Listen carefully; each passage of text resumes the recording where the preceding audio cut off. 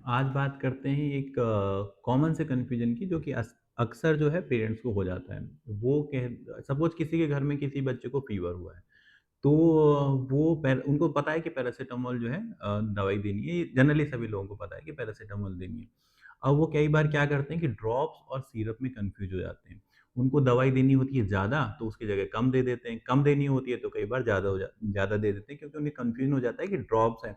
अब पेरेंट्स आएगा कहेगा रात को इसको बहुत तेज़ फ़ीवर था, मैंने पैरासिटामोल दी 2 बार लेकिन फ़ीवर नहीं उतरा। अब होता क्या है कि पैरासिटामोल वो दे रहे हैं सिरप से 1 एमएल सिरप दे दिया। 1 एमएल सिरप में इतना कम पैरासिटामोल होता है कि उससे फ़ीवर उतरने का कोई मतलब ही नहीं है।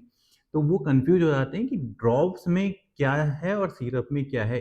इस ड्रॉप को दिया तो फ़ीवर उतरा, इससे दिया तो नहीं उतरा, दोनों में पैरासिटामोल है। तो हमें देखना होगा कि इन दोनों में अंतर क्या है। तो पहली बात, जो ड्रॉप्स होती हैं, जो भी ड्रॉप्स होती है, हर ज़्यादातर मेडिसिन में बच्चों में ज़्यादातर जितने भी सॉल्ट हैं, उनमें दोनों ही चीज़ें अवेलेबल हैं, ड्रॉप्स भी अवेलेबल है, सिरप भी अवेलेबल है। तो ड्रॉप्स होती है बेसिकली गाढ़ी, कंसंट्रेटेड फॉर्म, मतलब अगर आपको ड्रॉप्स देनी होती है, जनरली 1 साल से कम के बच्चों को ड्रॉप्स देते हैं, तो अब ज़्यादा अब वो 5-6 एमएल तो सिरप पी नहीं पाएँगे, थोड़ा ज़्यादा हो जाती है उनके लिए, मतलब वॉल्यूम ज़्यादा हो जाता है। तो उनको क्या है, कम वॉल्यूम में, मतलब उनके अंदर सॉल्ट तो ज़्यादा होगा लेकिन वॉल्यूम कम होगा। 1 एमएल ड्रॉप में आप समझो कि 1 एमएल में 100 मिलीग्राम के आसपास पैरासिटामोल होता है, जो ड्रॉप्स होती हैं।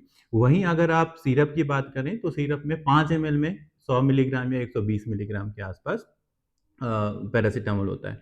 तो अब अगर अगर किसी बच्चे को आप पैरासिटामोल दे रहे हो और उसे 100 मिलीग्राम पैरासिटामोल की ज़रूरत है, तो अगर आपने 1 एमएल दिया, तो 1 एमएल ड्रॉप से तो ठीक हो गया। लेकिन अगर आपने वही सिरप 1 एमएल दी, तो 1 एमएल में तो 20 मिलीग्राम या 20 से 25 मिलीग्राम के आसपास पैरासिटामोल गया।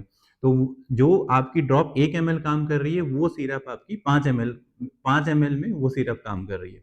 तो दोनों में बहुत अंतर है। तो इसीलिए ड्रॉप्स और सिरप देख के दवाई दें, और पहली बात तो पता करके दवाई दें, या उन पे लिखा भी रहता है कि कौन से कितनी मात्रा में दवाई देनी है, या फिर डॉक्टर से पूछ के दवाई दें। Thank you.